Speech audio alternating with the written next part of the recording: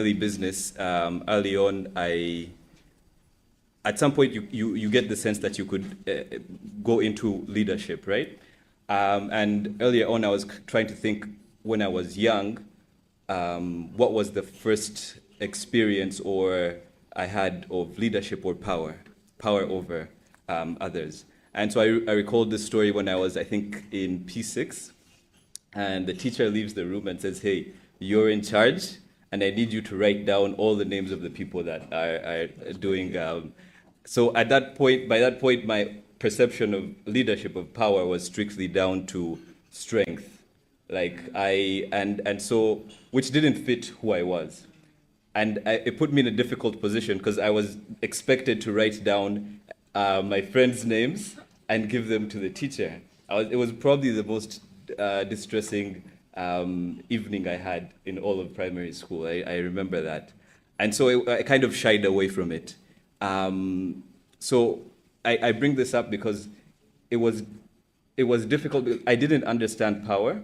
I didn't understand ethical leadership. It didn't come to me at any point. Leadership was strictly power over others, right? And a willingness to punish. And that's something that as early on as 4 or 5 years old, our youth are already kind of taking in. So I was lucky enough, though my mom, she's a part of the Aspen Institute with OWL also. And so what she used to do, she used to take her readings, right? And I think I told this story to my Yelp fellows. She used to take the readings, and she never read by the TV, and she didn't sit in my spot, right? Like everyone had like the spot usually.